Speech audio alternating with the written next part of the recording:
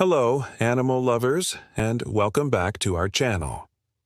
Ever wonder what makes a whale so different from a worm, or a starfish from a spider?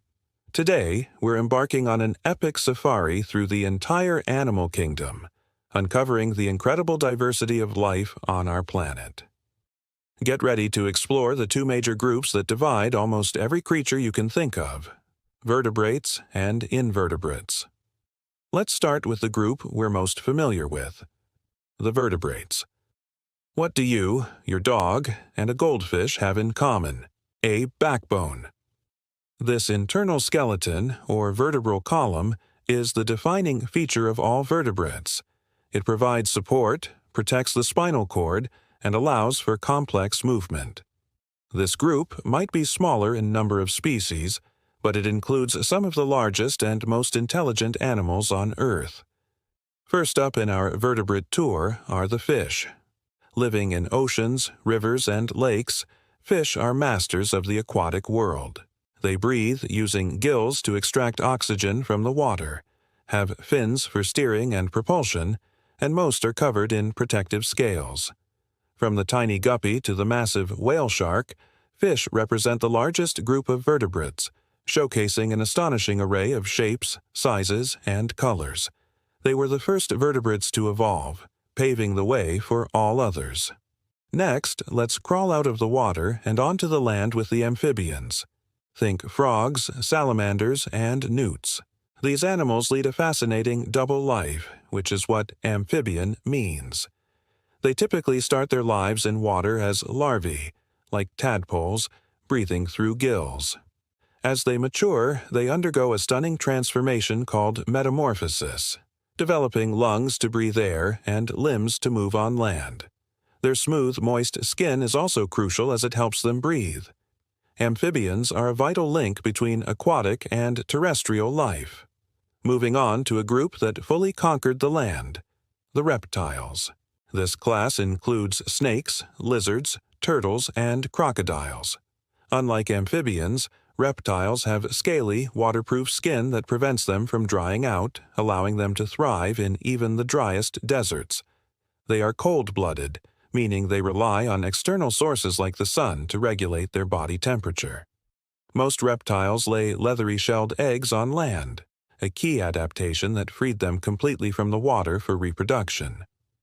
Now, for the high flyers and the songbirds of the vertebrate world, birds. What makes a bird a bird? Feathers. These incredible structures are essential for flight, insulation, and display. Birds are warm-blooded, maintaining a constant internal body temperature, which allows them to be active in various climates. They have lightweight, hollow bones and powerful flight muscles. With their beaks uniquely adapted for different diets, from cracking seeds to tearing meat, birds have diversified to fill niches all over the globe, from penguins in the Antarctic to hummingbirds in the tropics. Finally, we arrive at our own group, the mammals. This diverse class includes everything from bats and whales to elephants and us humans. The defining features of mammals are hair or fur for insulation and mammary glands, which females use to produce milk to nourish their young. Mammals are warm-blooded and have the most complex brains in the animal kingdom. Most give birth to live young, providing a high level of parental care. This combination of traits has allowed mammals to dominate land, air, and sea. Now let's dive into the other side of the animal kingdom, a group that makes up over 95% of all known animal species, the invertebrates. The one thing they all have in common is what they lack: a backbone. This vast and incredibly diverse group is filled with some of the strangest and most wonderful creatures on the planet. Let's start with the simplest of them all: sponges. Yes, sponges are animals. They have no brains, no nerves, and no internal organs. These aquatic creatures are essentially living water filters. Their porous bodies are full of channels that allow water to flow through, from which they filter out tiny food particles. They are the most primitive of all multicellular animals, representing a very early branch on the animal family tree. Next are the Cnidarians, a group that includes jellyfish, corals, and sea anemones. Their defining feature is their stinging cells, called cnidocytes, which they use to capture prey and for defense. They have a simple, radially symmetric body plan, often with a mouth surrounded by tentacles. Cnidarians are responsible for building the beautiful and vital coral reefs, which support a quarter of all marine life. Now, let's talk about worms, but not all worms are the same. First, we have the flatworms. As their name suggests, they have soft, flattened bodies. Some, like the beautiful marine flatworms, are free-living, but many, like tapeworms, are parasites. Then we have the roundworms, or nematodes.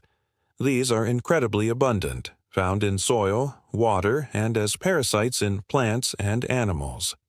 They have a complete digestive tract, a tube within a tube, which is a major evolutionary step-up from flatworms.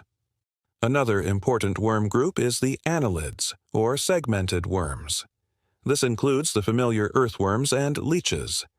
Their key feature is a body made up of a series of repeating segments. This segmentation allows for more efficient and complex movement. Earthworms are vital ecosystem engineers, aerating the soil and recycling nutrients, making them incredibly important for healthy terrestrial environments. Let's move on to the mollusks, a huge and diverse phylum that includes snails, clams, octopuses, and squids. Most mollusks have a soft body that is often protected by a hard, calcium carbonate shell. They typically have a muscular foot for movement and a special feeding organ called a radula. From the slow-moving garden snail to the highly intelligent and fast-moving giant squid, mollusks showcase an incredible range of adaptations. Next are the echinoderms, whose name means spiny skin. This group is exclusively marine and includes starfish, sea urchins, sand dollars, and sea cucumbers. They are easily recognized by their 5-part radial symmetry and their unique water vascular system, a network of water-filled canals that they use for moving, feeding, and respiration. Watching a starfish slowly crawl across the seafloor using its hundreds of tiny tube feet is a truly mesmerizing sight. Finally, we come to the largest animal phylum of all, the arthropods. This group includes insects, spiders, crustaceans like crabs and lobsters, and myriapods like centipedes. They are the undisputed rulers of the animal kingdom, making up over 80% of all known species.